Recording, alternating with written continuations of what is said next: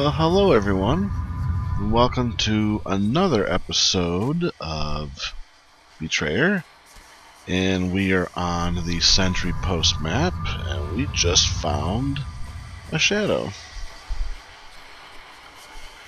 Why did they kill the captain? What do you mean? The savages. Why did they blame him? He never touched the girl. Ooh, is this Isaac? What's his name? Is this knife sheath yours? It is. Then you are Isaac Cantrill. That's right. I remember now. You killed an Indian girl.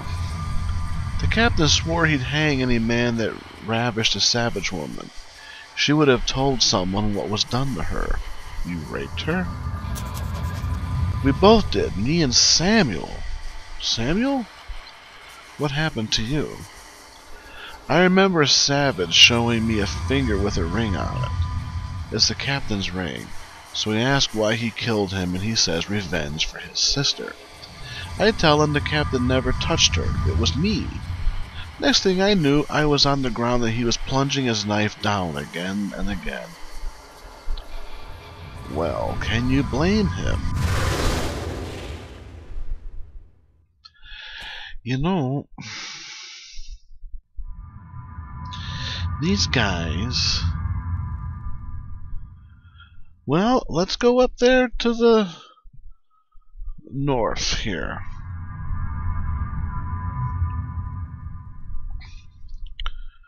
And see if this one's out and about. I was here before, I'm pretty sure. And I did not see anyone over here to speak of. But then again, that one wasn't there either. That Isaac Cantrill was not there last time I was here. Maybe they appear as they show up in the story.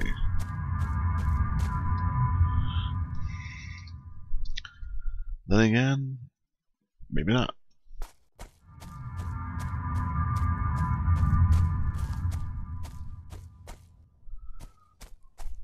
Where are you?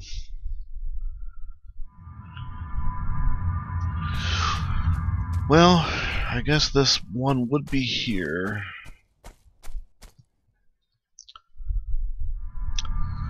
But it's not. So let's go ahead and go back. Whoops.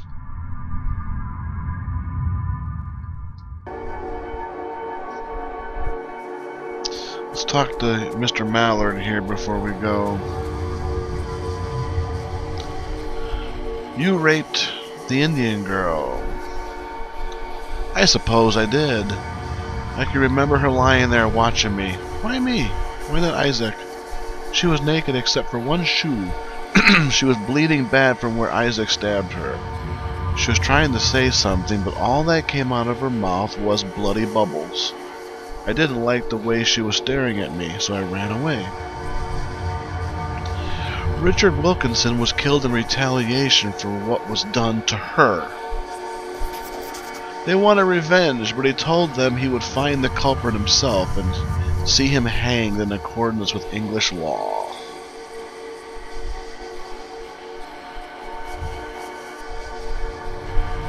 Okay.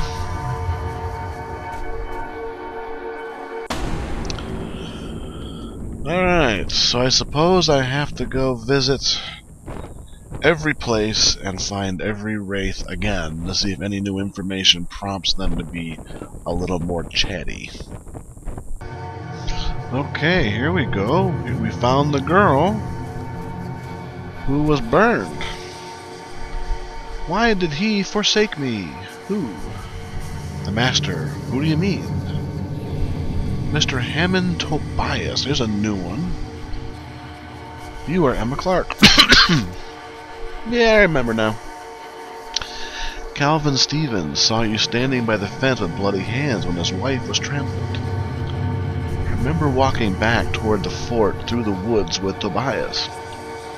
He cried out suddenly and drew his pistol. I was terrified, but it was only a hair. we had startled from the brush. Tobias took aim and fired, but the shot didn't kill it. It was screaming and writhing horribly, so I ran to it and wrung its neck so that it would not suffer. Oh, sure. I wiped my hands on the leaves, but I couldn't get the blood off. After that, I walked back alone so we would not be seen together. Alright, so let's go find the people who had forsaken her. Charity Hammond and that geezer. Oh, she doesn't know anything more. What this guy? Emma's hands were stained with rabbit blood. The smell must have spooked the horse.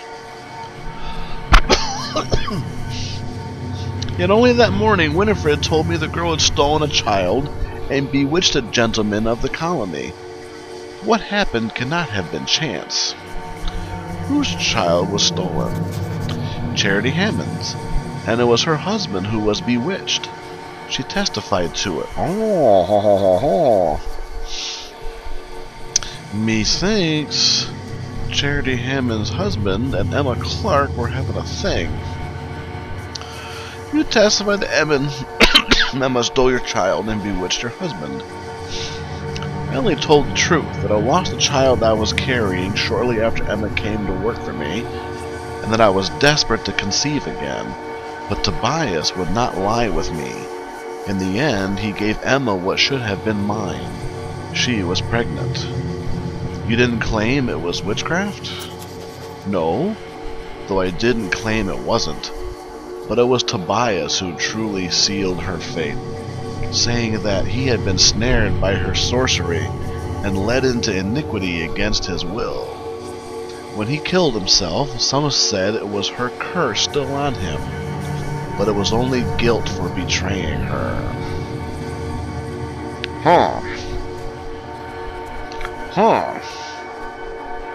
The plot thickens, Inspector. Oh man, this is tough. People appear only when something relevant to them happens. So we have to like fast travel to all these maps and all this stuff all at the same time. Just found out that Tobias Hammond killed himself. And now we're back to this location where no one was, and guess who is here? Probably Tobias Hammond? 'Cause he killed himself? I still hear her screams. I can't escape them. Whose? Emma's. I prayed it would end quickly, but it did not. I prayed for mercy, but there was none. You are Tobias Hammond. Yes, you testified against Emma. I remember their faces when they came for her. They thought they'd find the root of our ills. I could see that they would not be swayed. I could not save her. If I tried, I too would be swept away, hung as an admitted adulterer. Ha ha ha ha.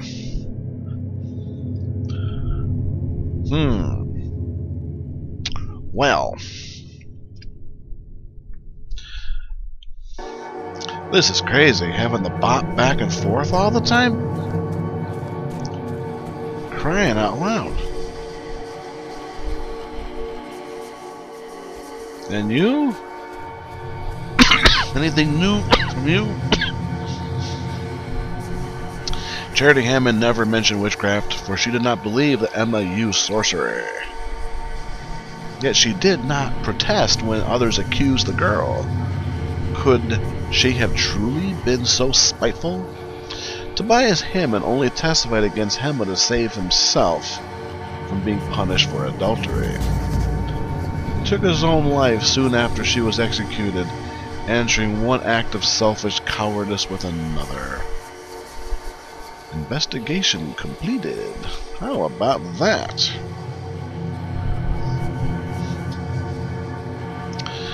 Well, we still have a bunch to do.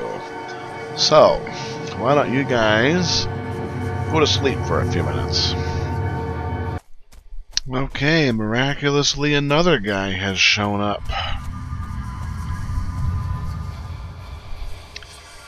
I sent those men to die. Which men? The soldiers under my command. Oh, you Captain Wilkinson? They died because of me, because I sent them out of the fort. I said Englishmen shouldn't cower behind walls. Is this helmet yours? Yes, then you are Captain Wilkinson. Yes, I am Richard Wilkinson. What happened to you? I could feel myself screaming, but I heard nothing. So much pain I couldn't breathe. One of the savages opened my visor, glaring at me, holding something up so I could see it. It was a hand. It wore my ring. I realized I was screaming again. I was sinking in the darkness. I let it go. This is what I deserved. You called Samuel Mallard a coward. Ooh, we should go back and talk to Samuel. I saw him on the ground. I thought he'd thrown himself down in fear. I apologized afterward. He said their blood was on my hands. He said it should have been my blood. Oh. Well, let's go back and talk to Samuel. Alright, Samuel. The captain apologized. You told Richard Wilkinson it should have been his blood that was spilled. And I made certain that it was. I remember I was whittling it to pass the time. I was anxious, wondering whether he would return after I told those savages that it was him that raped and killed the girl. He was late coming back. Huh. How about that, sports fans? Well,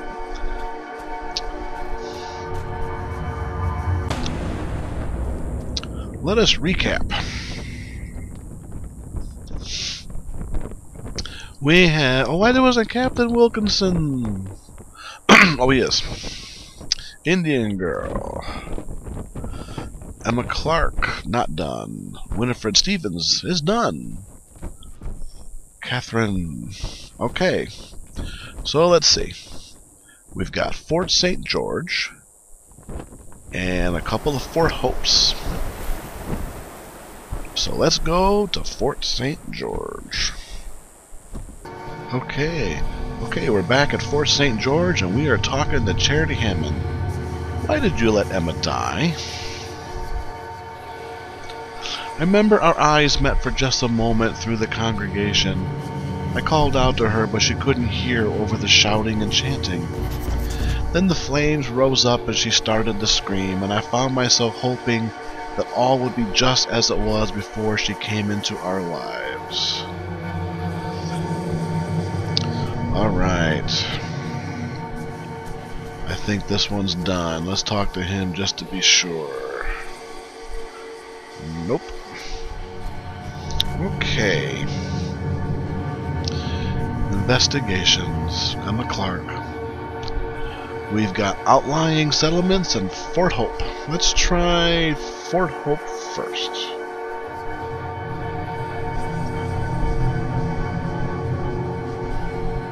Nope, let's go to outlying settlements instead.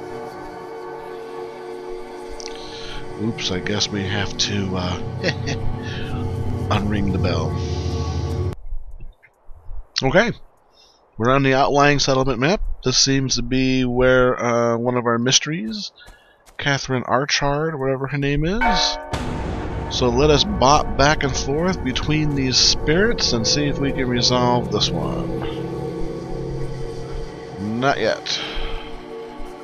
Alright, so the other one is down here.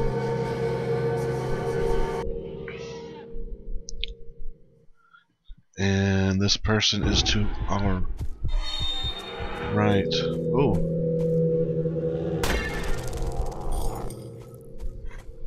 Uh-oh. Uh-oh. Tomahawk.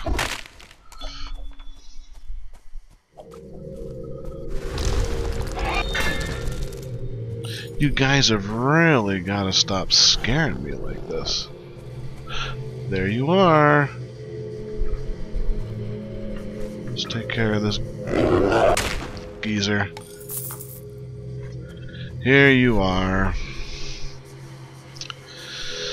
Who are you? Oh! Found the stone knife. Dried blood is caked on the blade. Ho ho ho!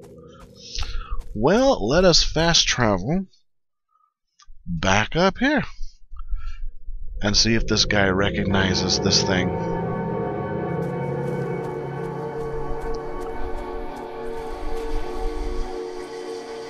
Do you recognize this stone knife?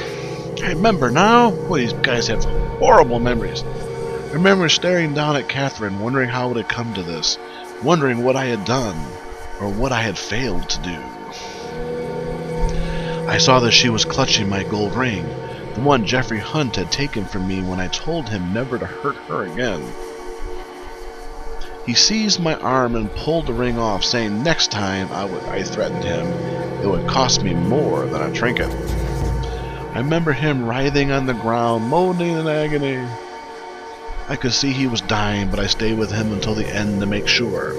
I left this knife in the wound so that it would be thought that Indians had killed him and I would not have to answer for his death. Well, how about that?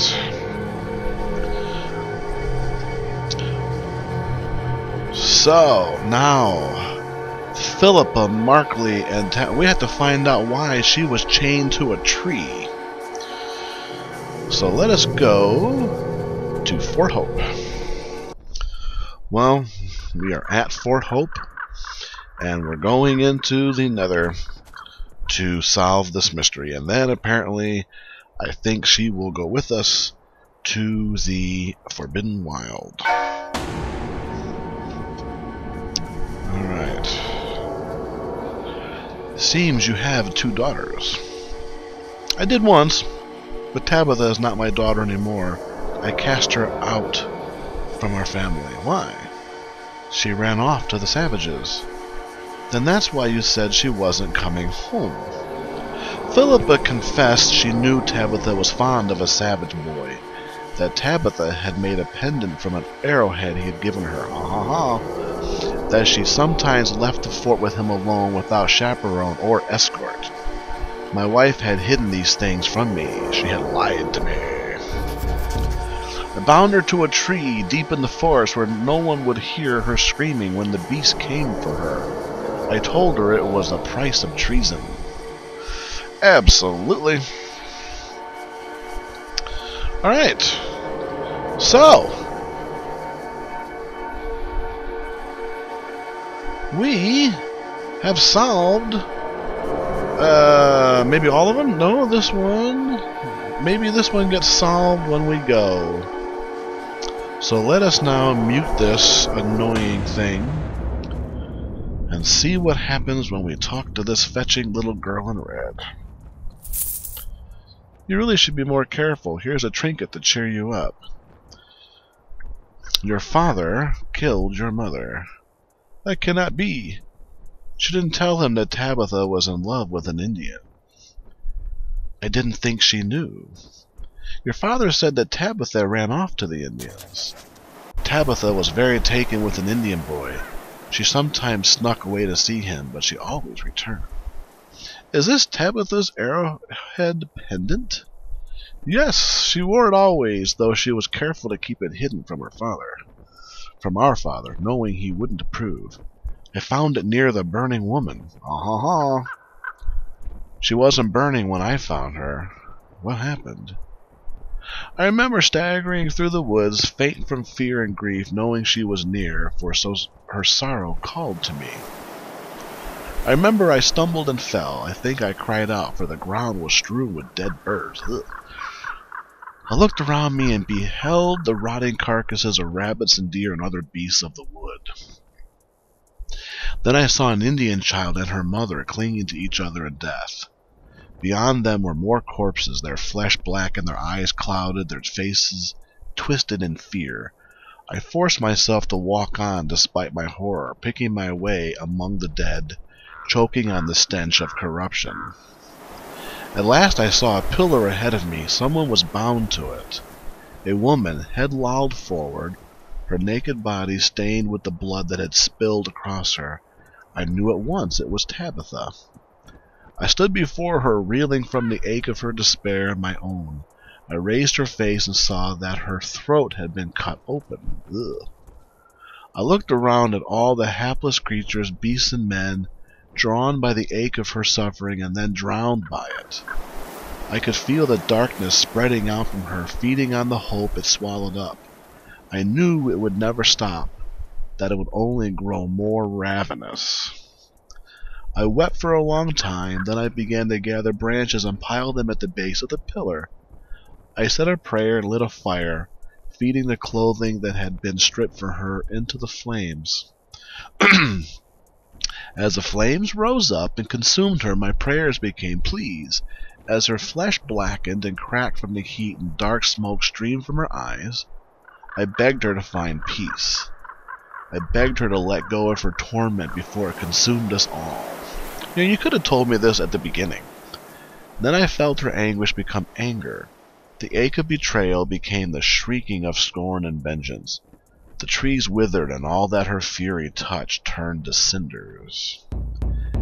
The dead things and living were burned away, those who had hurt her, those who had abandoned her, those who had loved her, all except me. I have learned the fate of a wraith. What did you learn? Martha Eastgrove shot herself in grief over the accidental death of her son. She doubled her husband's grief and made him bear it alone. I think that was very selfish. I've learned the fate of a wraith. Gregory Ward killed Edmund Goddam so that he would not be exposed as a Catholic spy. To be a spy is to be a constant liar. One cannot be a liar and a servant of God, to say nothing of being a murderer as well. I've learned the fate of a wraith. What did you learn? Samuel Mallard blamed the crime he had participated in on his captain, partly to avenge the needless deaths of his comrades and partly to hide his own guilt. I would think that a man who finds himself regretting his own deeds would be forgiving of the mistakes of others. Oh. Charity Hammond allowed her maidservant to burn as a witch because her husband had made her pregnant.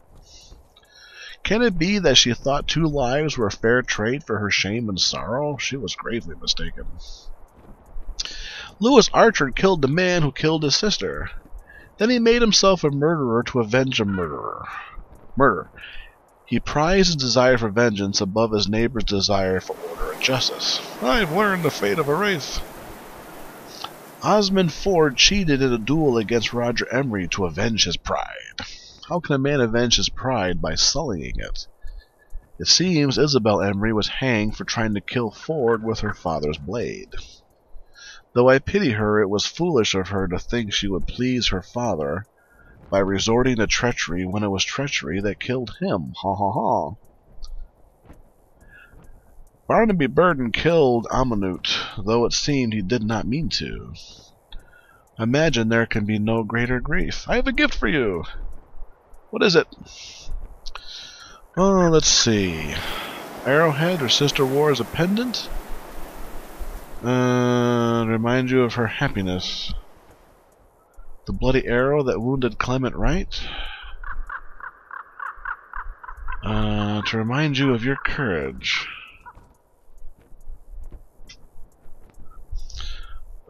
Scrap of stuff from your cloak, in case you wanted to patch the tear.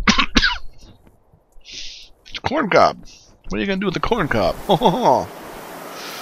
I thought seeing it might stir fond memories. Any fond memories of non-corn cob? A shoe that belonged to Indian girl. In case you wanted to wear it to honor her memory. Okay. This feather necklace. You will look good in it. It's gold ring. Gold is beautiful like you. How about some iron shackles?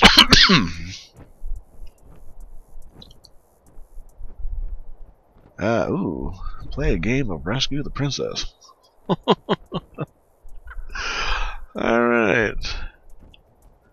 Locket that belonged to your mother.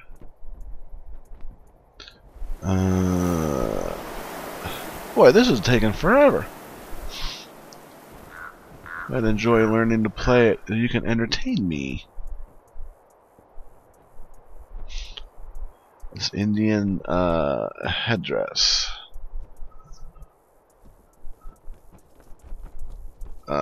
Chance to return it. Crude figure. In case you wanted to mix. It reminded me of you.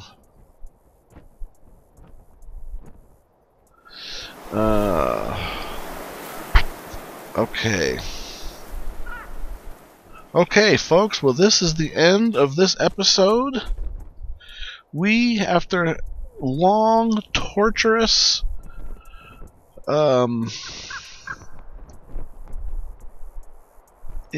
efforts, we have finally gotten everything, and I think the next thing is Tabitha Markley, and I have a feeling that's going to be pretty darn scary if she is as angry as this Allison girl says that she is. So until next episode, we will see ya.